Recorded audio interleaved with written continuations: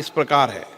हाँ 454 454, 454, ना 2। प्रस्ताव की कुल सदस्य संख्या के बहुमत द्वारा सभा के उपस्थित और मतदान देने वाले सदस्यों के कम से कम 2/3 बहुमत द्वारा पारित हुआ। अब सभा विधेयक पर खंडवार विचार करेगी। श्री N.K. प्रेमचंदन, क्या आप संशोधन संख्या 4, 5, 6 और 7 प्रस्तुत कर रहे हैं? Sir, 1 minute. Sir, I have given notice of amendments to clause 2, clause 3 and clause 4. Almost all the amendments are one and the same. So I may be given 1-2 minutes to just to elucidate what is the scope of my amendment. Sir, the amendment is in almost all the clauses, as nearly as may be 1/3 of the seats reserved for the scheduled caste, as nearly as may be 1/3 of the total number of seats to be filled and by direct election. So my amendment is delete as nearly as may be, and my amendment and the operating portion shall be 1/3 of the total number of seats shall be filled by direct election. So shall be has to be incorporated, as nearly as may be omitted. Otherwise it will be creating utter confusion. Government is having the government is having the discretion to do at any time, as early as may be deleted, and it should be a mandatory provision that 1/3 of the seats should be reserved for the women who are entitled for getting reservation. This is my amendment. Kindly, sir, it is a harmless amendment. It can be accepted. गृह मंत्री जी, इसमें किसी भी सदस्य को संशय करने की जरूरत नहीं है। नियरली शब्द प्रयोग केवल और केवल जहां 1/3 का भागाकार नहीं होता है वो संख्या के लिए रखा गया है, और ये भी डिलिमिटेशन कमीशन तय करेगी, गवर्नमेंट नहीं तय करेगी। तो कृपया आपका संशोधन आप वापिस ले, ऐसा मेरा निवेदन है। Subject to that clarification, I am withdrawing the amendment. Okay.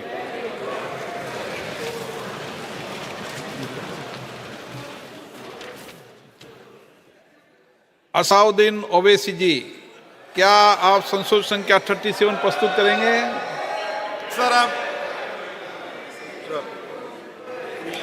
आप खड़े हो जाओ, चालू हो जाएगा mike. Sir I am moving my amendment sir, and I am asking for a division on it.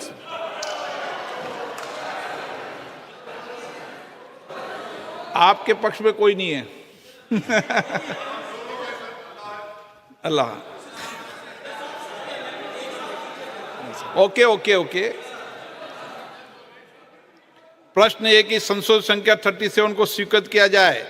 जो इसके पक्ष में हाँ कहें, जो सदस्य विरोध में ना कहें। मेरे विचार में निर्णय ना वालों के पक्ष में, ना वालों के पक्ष। संशोधन 37।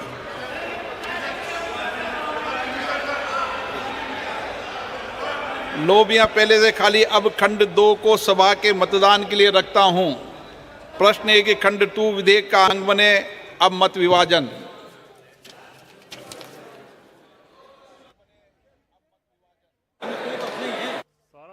सिर्फ अंदाजे के आधार पर ये सिर्फ आकलन होगा, और बिल्कुल भी हम लोग इसको रिपोर्ट नहीं कर रहे हैं। लेकिन ये बहुत दिलचस्प है कि 2 सांसदों ने विरोध में वोट किया, और असदुद्दीन ओवैसी के पार्टी के 2 ही सांसद हैं लोकसभा में।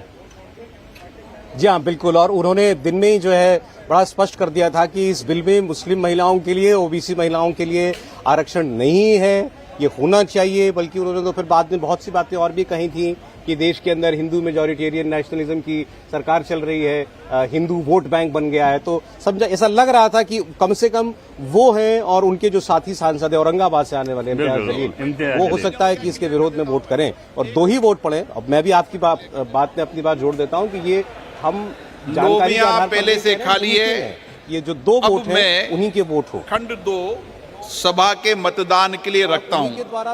प्रश्न ये कि खंड 2 किया जा रहा है। स्पीकर ने उनसे ये भी पूछा कि क्या आप अपना अमेंडमेंट मूव करते हैं, उन्होंने कहा मैं मूव कर रहा हूं।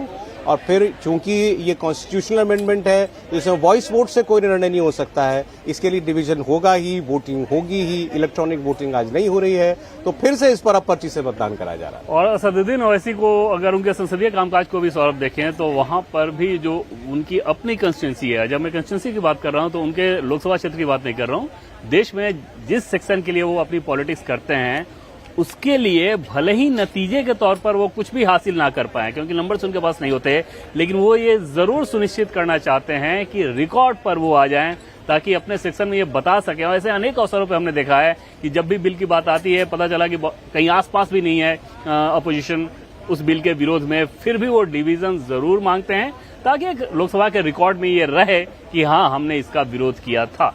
आज भी वैसी ही तस्वीर नजर आ रही है। आपने सुना भी कि लोकसभा के अध्यक्ष को कहना पड़ा कि आपके साथ कोई भी नहीं है, आपके समर्थन में कोई भी नहीं है, फिर भी आप डिवीजन मांग रहे हैं। ये डिवीजन उनके मांगने पर दिया जा रहा है। वोटिंग होने वाली है दोबारा।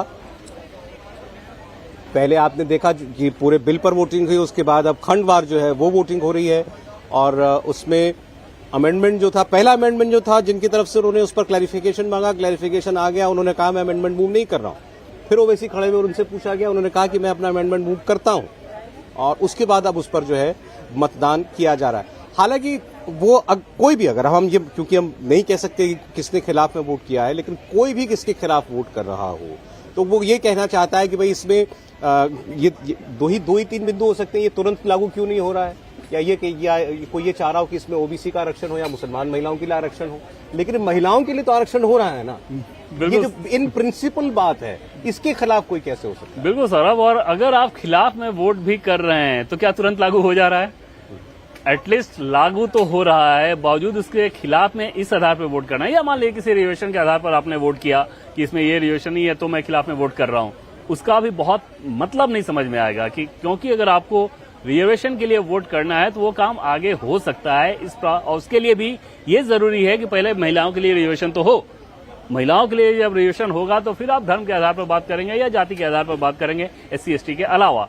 दूसरी चीज की धर्म के आधार पर तो भारत का संविधान आरक्षण उसको स्वीकार ही नहीं करता, और कभी ऐसा करने की कोई कोशिश भी करे तो सीधे सुप्रीम कोर्ट उसे खारिज कर देगा। लेकिन क्योंकि राजनीतिक तौर पर वो चमकदार बिंदु होता है इसलिए उसको कहा जाता है। और जब अगले साल लोकसभा चुनाव होने हैं तो भला कैसे संभव है कि हर एक दल अपने हिसाब से अपनी राजनीतिक रोटी सेकने की कोशिश ना करे।